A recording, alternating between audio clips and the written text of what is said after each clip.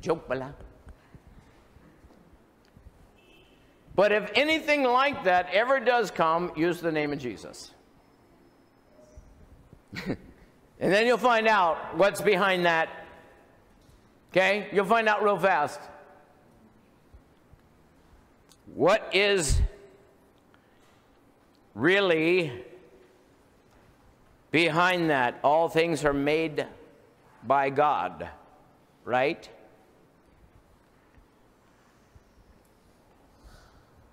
Can I show you a video? Because 34 years ago, I produced a television, an 11-part series made for television on the Discovery Channel. I made 2 shows, actually. One was called Devils, Demons, Fact or Fiction. And the other one was called Wolves at the Gate. And it's about the fact that ghosts are demons. Ghosts are always demons. Okay, but one of the part of the show that I did when I started was a historical part of the show showing you how many cultures in the world have these theomorphic beings that look like demons, half animal, half human. And I looked in all the different cultures of the world, and I wrote it and I produced it. My friend at the time, he was a radio announcer on the radio, got a really super good voice. So he did the voiceover, but I wrote it and then I produced it. It was part of our show. Can I show you how many cultures of the world believe in demons?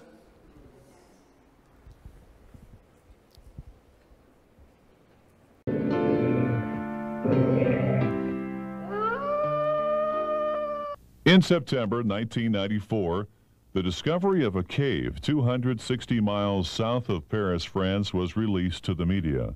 It was labeled as the Cave of the Century. And inside this cave, approximately 1,500 feet down beneath the surface, were 300 or so Stone Age drawings which had existed untouched for about 20,000 years. These drawings contained mostly what appeared to be depictions of animals, and in the gallery center was a large rock which held at its center point the skull of a bear, which had been intentionally placed there, as if to suggest that this rock were an altar of sorts used by those who had inhabited this cave.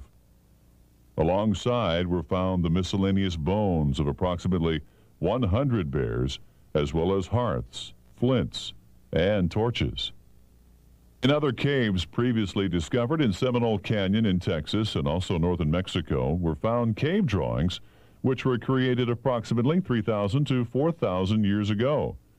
They depicted not only the animals of the time, but also strange images of humans with animal features and described pictorially the perilous out-of-body voyages of a shaman or spiritual leader at that time.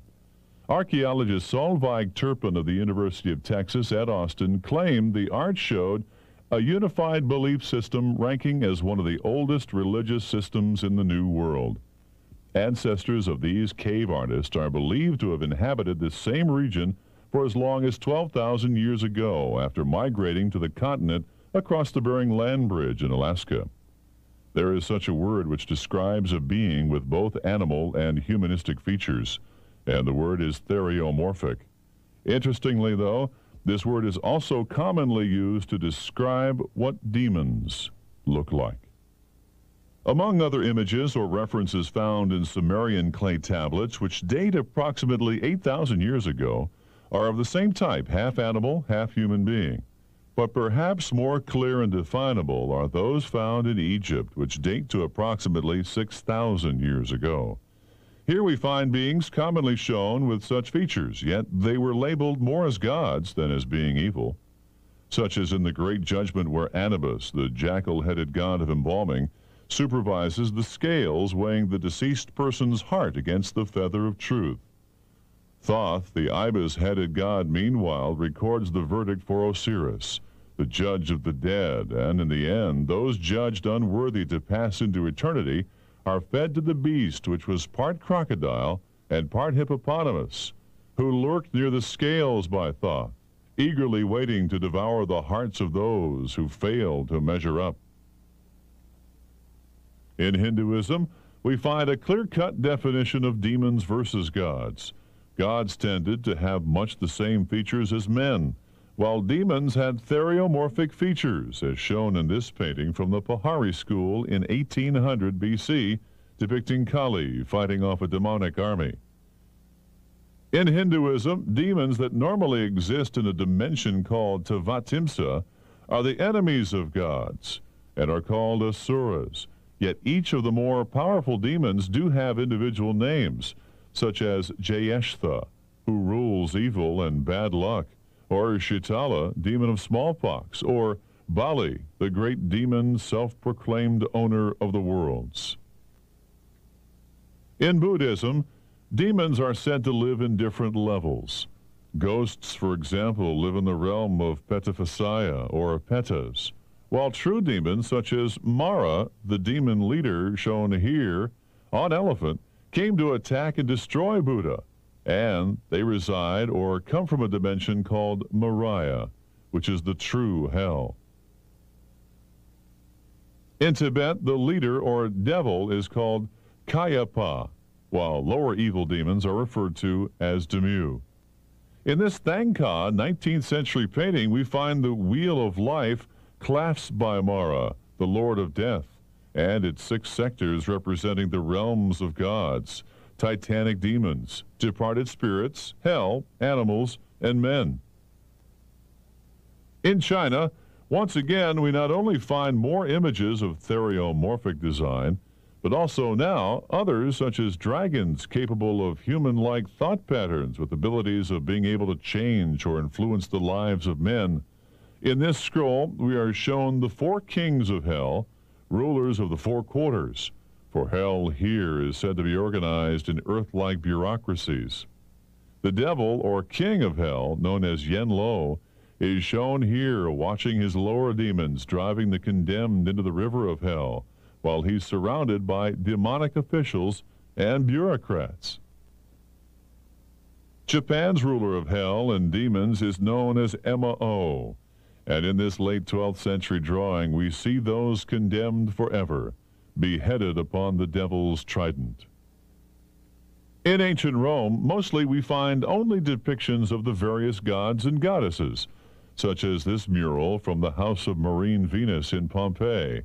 It shows Venus surrounded by angels, yet they did as well have a ruler of hell and the dead named Dispater. The Greeks' ruler of hell was Hades or Pluton, and the Greek word daemon later became the word demon. The Celts had Cernunnos, the horned one, which many believed to be the actual prototype of the horned devil of medieval Christianity. In Africa, devils and demons are believed by most of the people there, and they are said to involve themselves in their human affairs on the earth plane. They are usually referred to as witches. In this photo, we see a ceremony of Zulu witch smelling being performed by a witch smeller, finder, or Isanuka. They claim that witches, sorcerers, and evildoers smell like the flesh of their victims, who they have destroyed with their evil ways.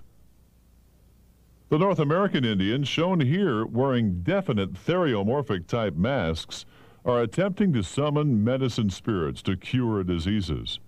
Their ruler of the underworld is a horned beast named Underwater Panther, and though mostly it's responsible for evil and tragedy, it's occasionally said to do an apparent good act, though somewhat suspicious as to the act's final outcome.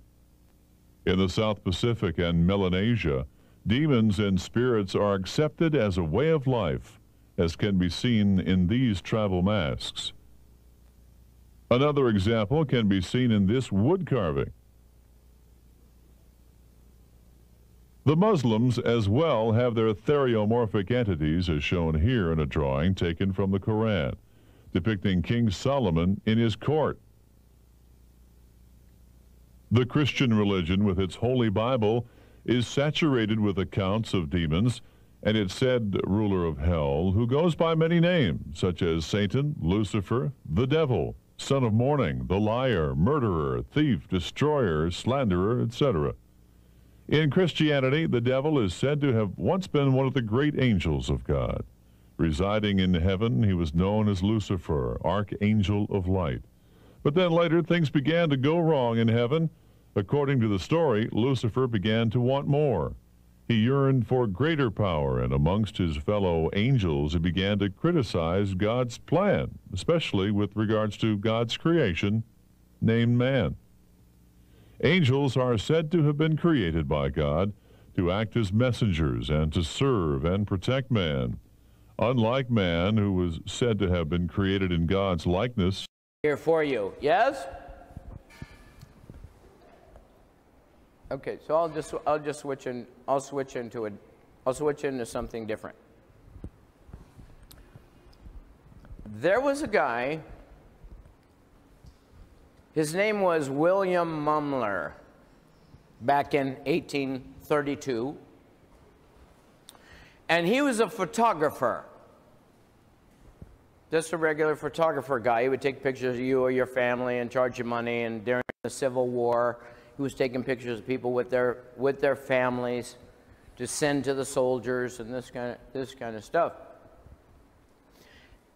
And one day, he took a picture of himself, and an image of his dead cousin that had been dead for 12 years appeared in the photograph.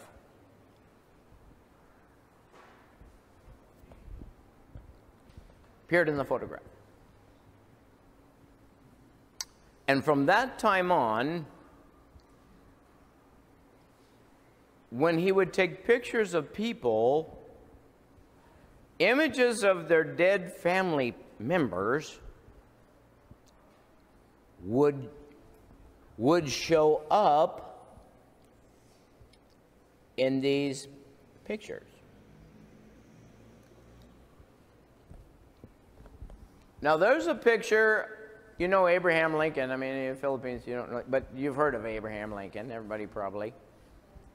He was assassinated, right, by John Wilkes Booth during the Civil War. It was about the Civil War, and they didn't like what he did. Okay, so after Mumler started to get to be known,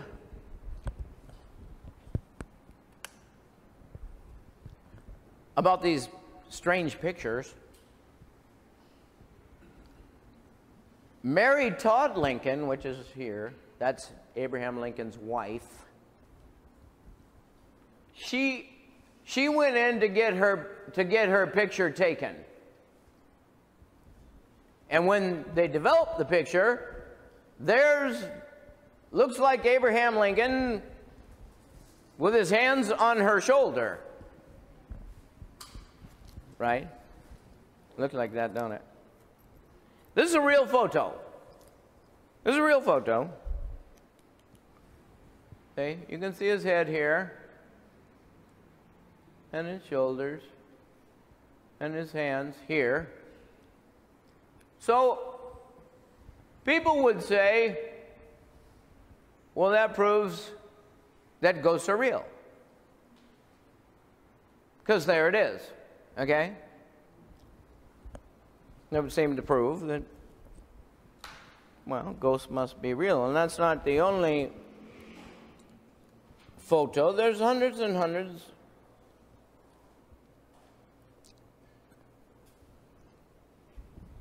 Can you see? Huh? Can you see this head? See the face here? There's another figure standing here, okay? Then there's a child here of this image. Do you see? Now that would seem to be, you know, pretty good proof that, okay, maybe ghosts are real. Yes? Now what would be the concern about whether ghosts are real or not? there's what looks like a ghost of a woman coming down the stairs in a place that they say is haunted. That's what they say, that place is haunted. And many people have seen these kinds of things and had ghostly stuff happen.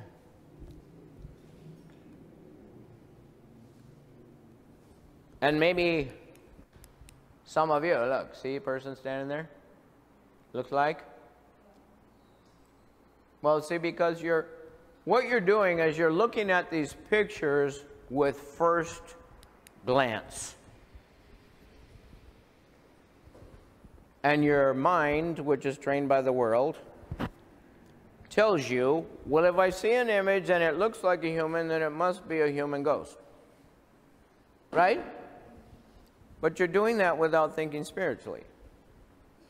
You see?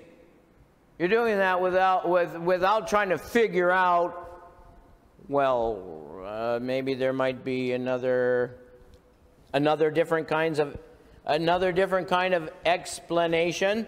Let me show you this. Here's an image around a baby.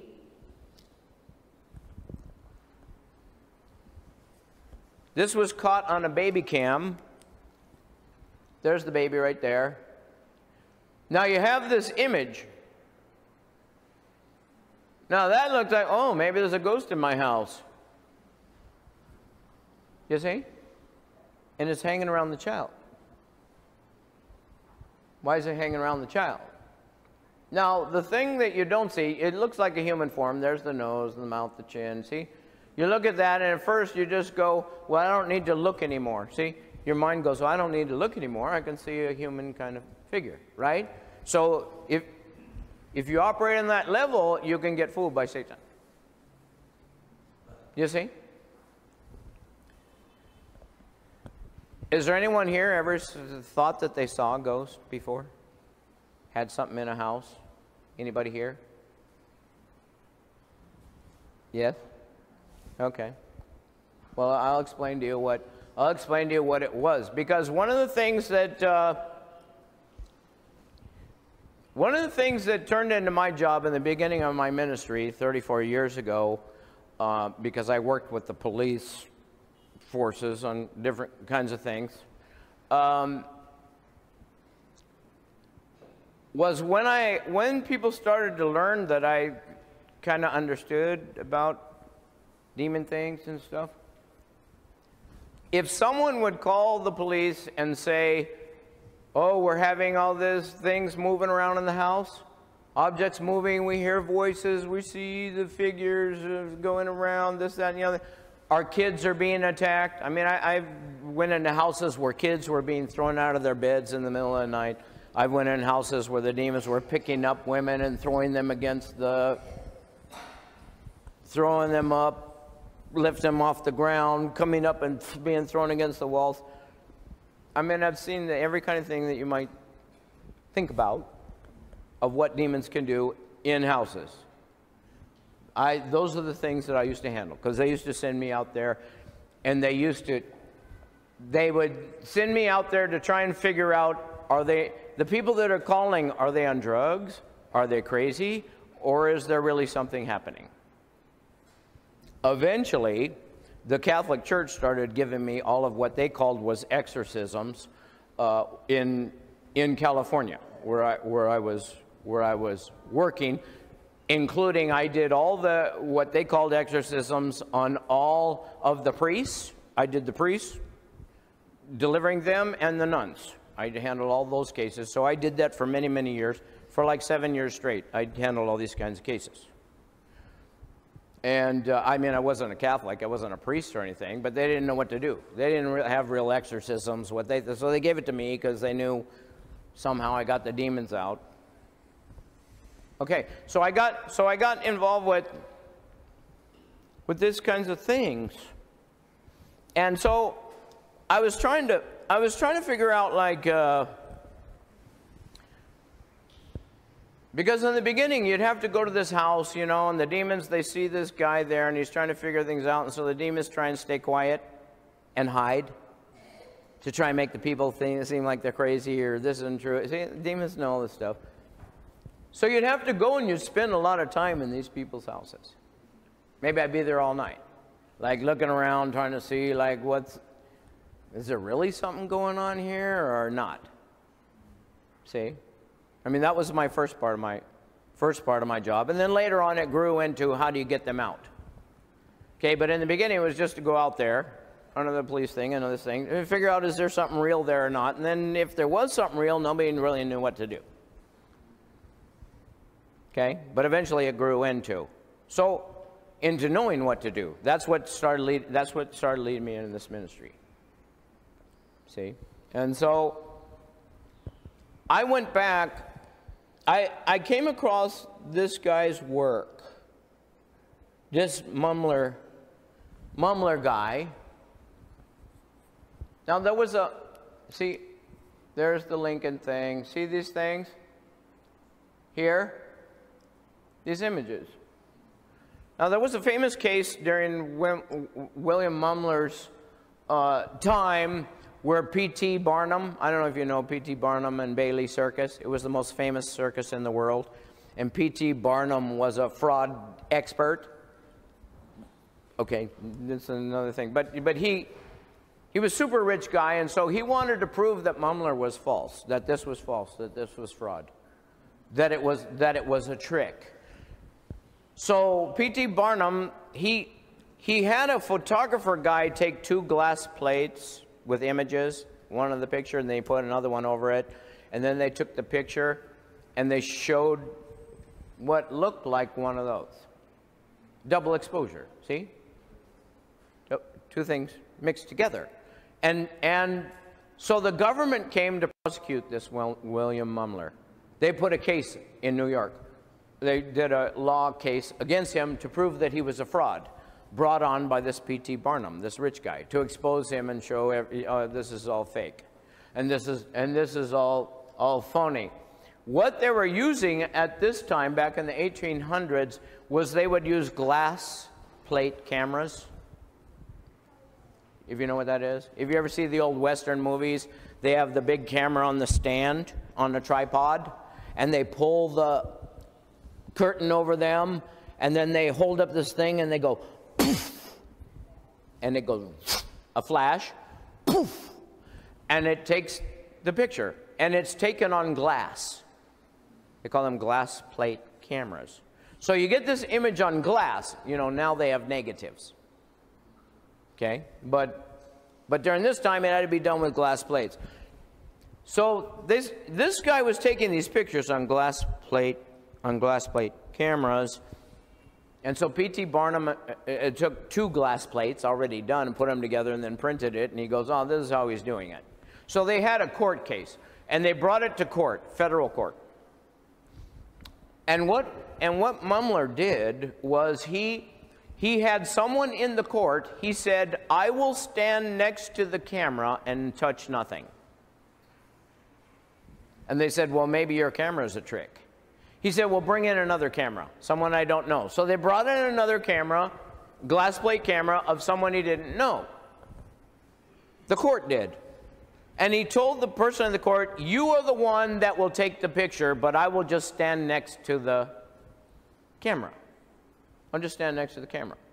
And we'll take it to show there's no trickery. They gave everything.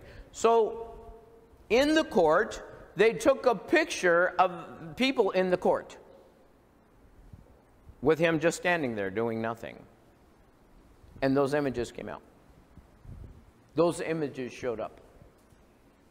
And so they could prove it wasn't fraud, and so the state of New York had to drop the case. And they let him go. I mean, even today they say, many people, if you look up William Mumler, they'll say, well, that was a fraud, and they prove this and that. But that's never been proven. In fact, just the opposite was proven. So the question is, well, what is this? See? Well, so what is that? I mean, if it proves that there's something real going on, and there is, and people see ghosts, There's people all over the world say that they see ghosts, and there's many, if you went online or something, you could see all these what they call ghost pictures. Okay, so you can't deny that. So the question is, what is that? And everybody's going, well, this must be our dead uncle. This must be, you know, if a demon comes to you in your house, he's going to look like your dead aunt. He's going to make himself look like the dead aunt or the dead uncle. And then he's going to talk like them, and you're going to go, oh, Uncle Joe, it's you. You died last week. Oh, I'm so happy you come back. And you're going to start talking to it, which you can't do. And eventually you're going to, oh, Uncle Joe, anytime you want to come visit again, come. And now you got these major demons in your house. Okay? Now I want to show you a video. I do have this video. Okay? You got the sound thing ready here? I'll tell you the way that a demon shows himself to you. A strong man is only one demon. One demon comes in or gets involved with something, and he's just a demon that's a little bit bigger than the others, but not really so much more powerful. And what he does, if he wants to build a strongman kingdom in you or in your house, he starts getting you to do the same sins over and over and over, and the demon gets more and more powerful. Get it? The more demons he can bring into you or in your house, the more power he has. Yes? That's how it works. That's how it works. So, you know, this Legion guy, he had 6,000 demons in there. Okay? So, he got a lot of power. If a demon wants to show himself to you and make you think that you're seeing an alien, or you're seeing an alien spacecraft, or you're seeing your dead uncle, or your mother who died 20 years ago, haunting your house. If they want to make you think that, why do they want to do that? So you're attracted. So you get involved. You see? You're not going to cast your dead mother out of your house, are you? No. You're happy to have her back. But these are demons. How demons work, because I've seen them do it. The one comes in, and then he's like this, and then you have thousands of demon faces, separate spirits. They all come together like a puzzle. You know, if you ever did a jigsaw puzzle? They work like a jigsaw puzzle, and they come together with faces, heads, to make you see the image of what it is. It's not really what it is. Look. You see this image? This is a very ancient drawing, but can you see the image? At first, what do you see? Oh, I see this figure sitting here. But then look again. And what you see is a figure made of heads. Can you see? Can you see? It's not what you think it is at first. At first you see a figure. And then at first you go, oh, maybe that's a human. Is that a human? Oh my God, that's not a human. See? As you start looking at it more and more, you start realizing it's very complicated. Huh? It's much more complicated than what you think. Do you see?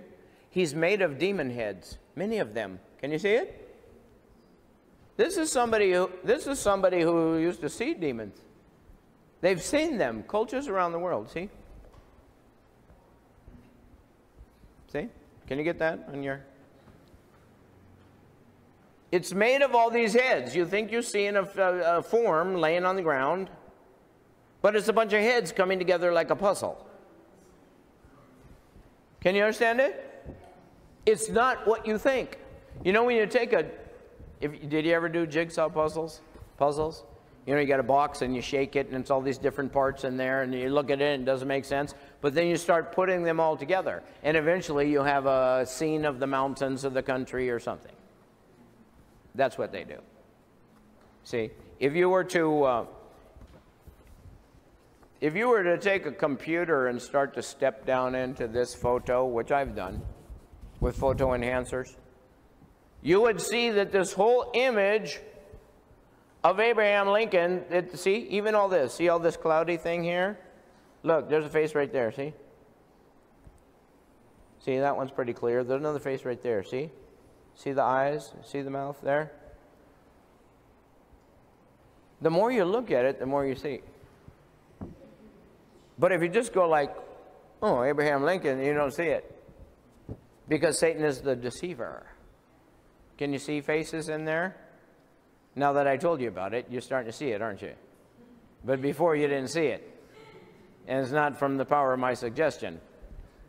You're starting to understand, because teaching can work with the Holy Spirit to open up your spiritual eyes. Because the Bible says, be not deceived. And the only way that you can be not deceived is you have to not be ignorant of Satan's devices. If you were to look at this picture of this being in by the baby's crib, you'd see it's all made of heads, faces, and they're all demon faces. Clearly, they're demon faces. Okay? I want to show you one case that I got involved with, that I took computers and I started stepping into it to see what this face really was, because the people in this house are being attacked by what they said must be a ghost of a dead woman. So I went in there to see what was going on, and I got a picture where the demon was showing itself in the TV set. Demons will use TV and electronic things because they have capacitors, and they can tap into the energy of these things. Like demons that operate in your house or are attracted to you are attracted by frequency and vibration. Sin creates frequency and vibration that attracts demons like sharks with blood in the water. That's how they get attracted to you. That's how curses work. That's how these things work. I don't want to go on too extensive. We'll do a part 2 next week of hearing voices. Because I got plenty of things like, do schizophrenics really hear something? Do they really, we'll get into this kind of stuff. Were the people in the Bible schizophrenics who heard voices? See, we'll get into this, and I'll show you. Is that okay? Yes. You got this sound thing ready, Chris? Huh? Then be over here, and just in case we need something or other.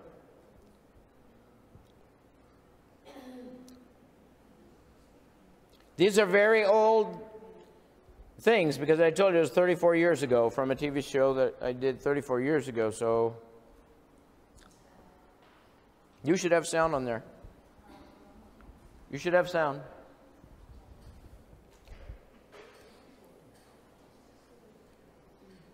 Oh.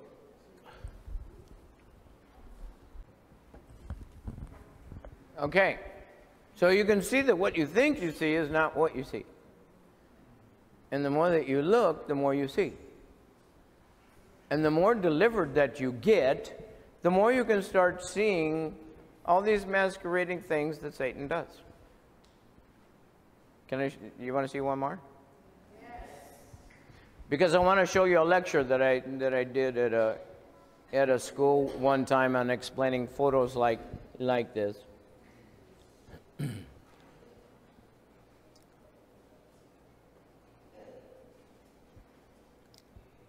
Previously in this lecture, we went through and we talked about a photograph that appeared in a TV set, one of our first photographs. And basically this is what, just to go back to that, is probably a good example because we talked so much about it. If we take the TV set here, and forgive my drawing abilities here, but if we have our TV set here, now what's the first thing that happened? The first thing that happened in this TV set was everybody saw the old haggard woman's face that was peering back out from the TV screen, okay? And again, forgive my the way I draw this, but this is the first thing that we saw. And then I mentioned the fact that after going through and having this thing enhanced, that other images began to actually be proven to exist in here. And this is basically what I meant by saying this. As it began to come out, what it did was there was another face that worked like this, and there's another eye here. There was kind of a cat kind of mouth kind of thing that went like this, and it had kind of animal things. Now what did I just do here? I just went and I split the image off, and so if you kind of looked at it, how it worked would be like this, where originally you think that you have one, but now all of a sudden you have two. And if you were to come over to here and look in this area here, what we did was we had another one that was kind of down in here. This one was actually kind of hidden. Now this is going to go very quickly from here, but as you started to break it down, in other words, taking the steps of the enhancer and working your way down into this image, what you would end up finding was smaller images within this. In other words, now the nostrils would kind of become the mouth for a little one here, and you'd find another one that would kind of be out in like here, and then you'd end up with another smaller one that would end up being like in here, and then another even smaller one, and it just keeps going down and down and down and down throughout the whole entire photograph, until what you end up with this whole entire image as you really get into where the pixels would normally be on the TV set. You'd have one that would be, you know, down in here, and there's this whole mishmash in the photograph of all these wavy kind of things. But it goes down and down and down until all of these faces are just nothing but face upon face upon face upon face upon face. And it just goes smaller, smaller, smaller, smaller, smaller. So what is the reality of this photograph? Well, we soon found out it wasn't just a simple woman. Then we said, well, okay, he's got two buddies over in here. Then it got down to, well, but what about these and what about these? And pretty soon, as you keep stepping in and in and in with the enhancer, you find out that the whole entire image is nothing but a puzzle of thousands of faces till it goes into infinity.